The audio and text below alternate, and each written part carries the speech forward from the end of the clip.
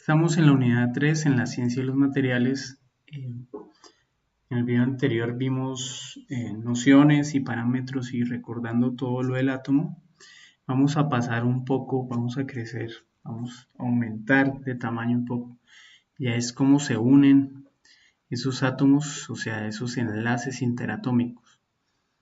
Y vamos a ver que hay dos maneras, o sea, que influyen en las propiedades de los materiales. Recuerden que siempre tengo que tener esa relación entre propiedades y ciencia de los materiales. Si yo aplicara, digamos, aquí tengo un átomo A y un átomo A, y están unidos por un enlace, siempre se denota como un resorte porque por encima del cero absoluto, 0 grados Kelvin, por encima de eso, estamos hablando de aproximadamente menos 273 grados Celsius, acuérdense.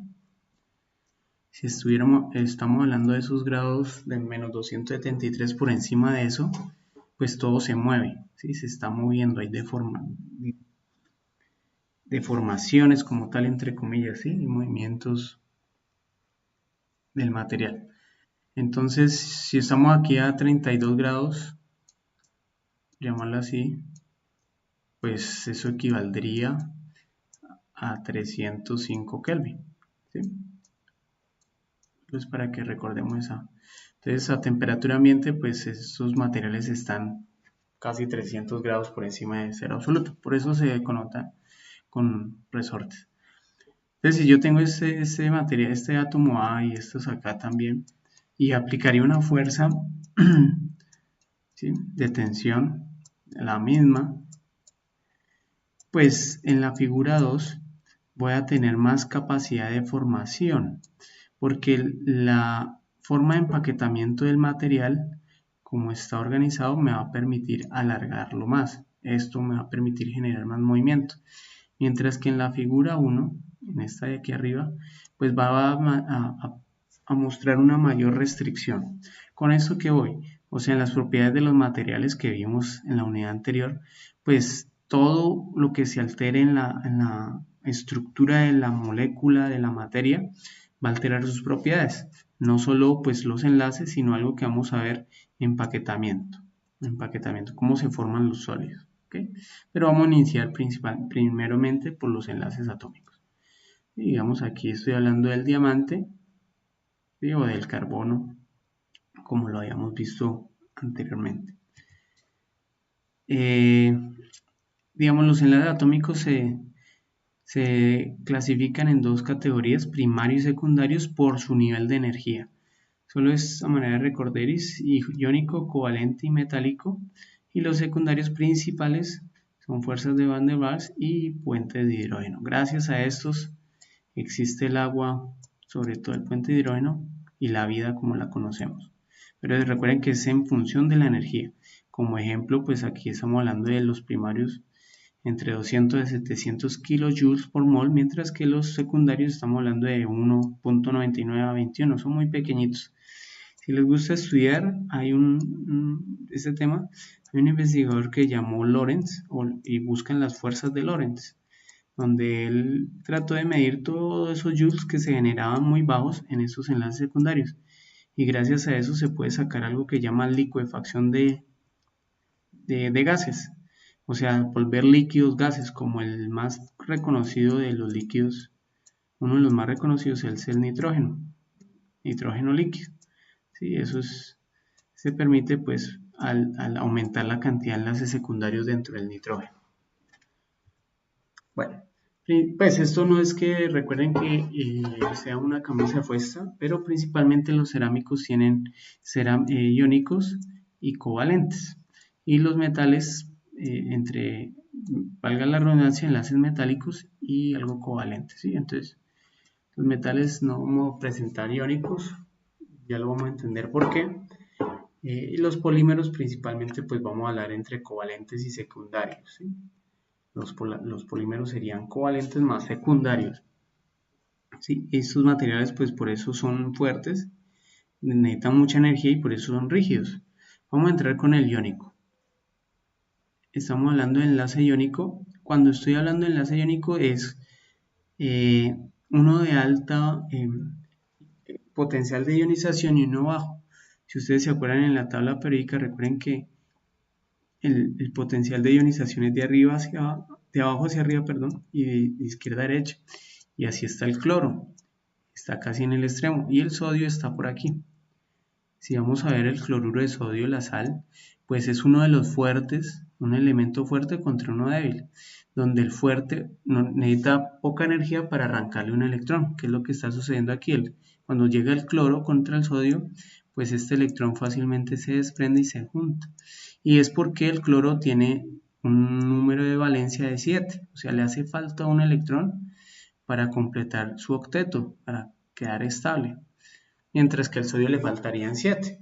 Entonces, cuando se da esa interacción, que pasa este electrón, esto que está sucediendo aquí, que roba el electrón, el cloro al sodio, pues se forma una fuerza electrostática. Y aquí se forma una fuerza electrostática en sodio y cloro, y por eso aparece una carga positiva, que es el sodio, y una carga negativa, el cloro. ¿Por qué positiva? Porque el sodio tiene una cantidad de protones adentro, de más, acuérdense que están en equilibrio, y cuando ya se quita el menos, pues hay una cantidad de menos que ya no existe. Ese menos está aquí.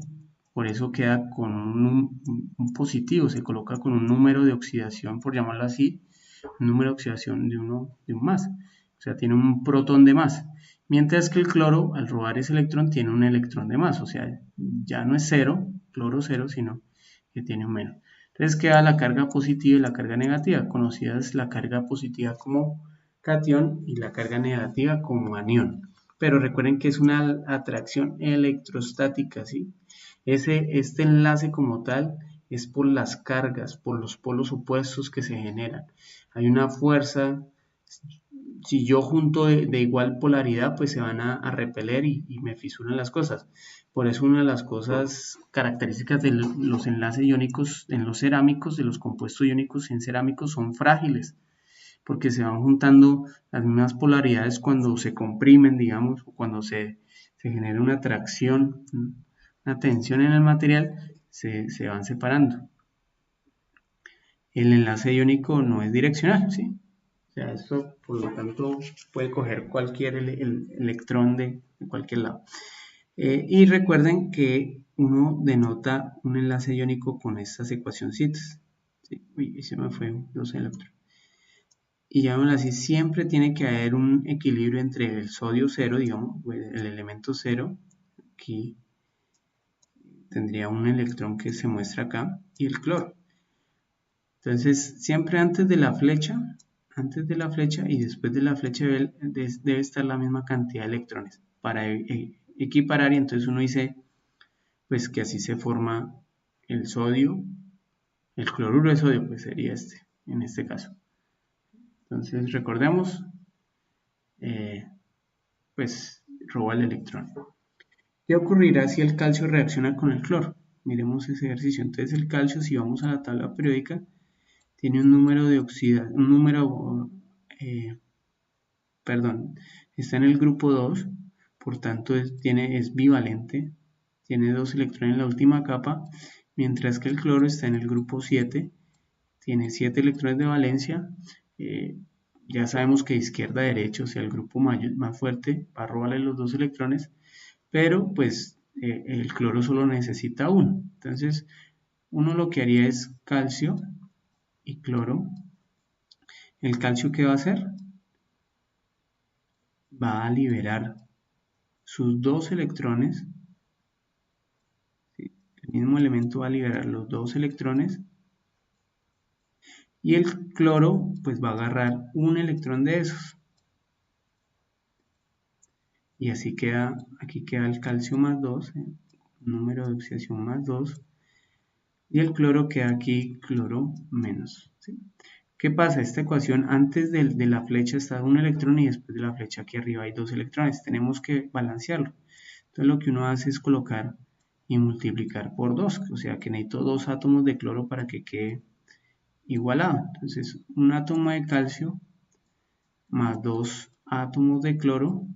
Y así ya se cancelan los electrones de aquí con los electrones de acá. Me van a dar el calcio más 2 y 2 átomos de cloro menos. Entonces, cloruro de calcio, ¿sí?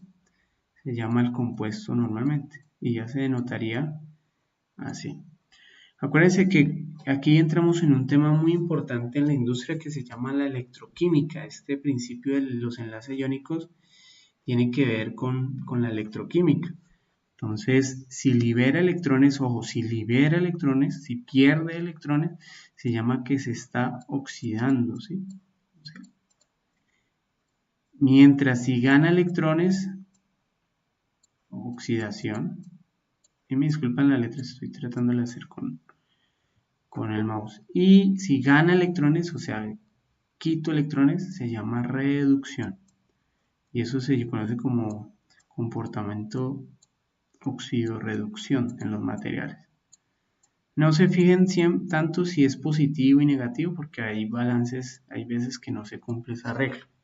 Sobre todo, digamos, cuando es de un mismo elemento que está oxidado.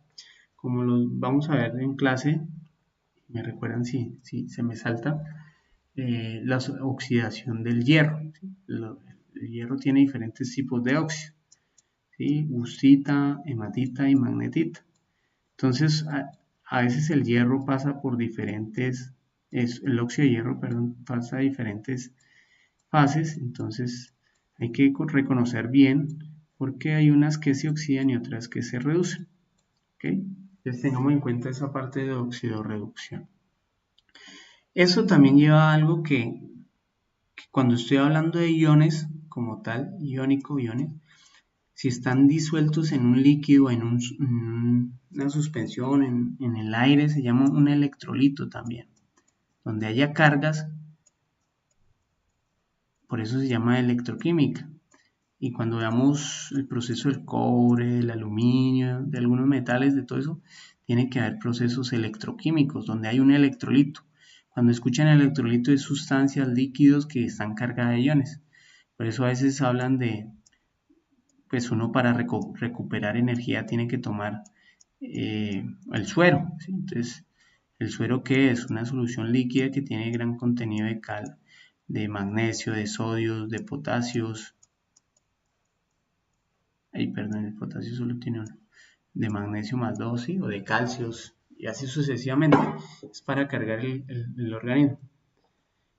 Y así se pueden investigar, hacer investigaciones de diferentes tipos para balancear y suplir el compuesto eléctrico que le haga falta al cuerpo.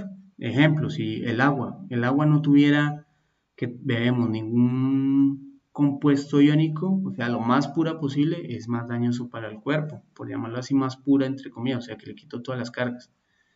Por eso no es recomendable tomar agua purificada. Eh, Se me olvidó el nombre del agua que utilizan en los laboratorios. Bueno, esa agua desmineralizada, ¿sí? Por llamarlo así, que le quitan todos los minerales porque cuando entra el agua en contacto con el organismo, pues le roba la energía al organismo.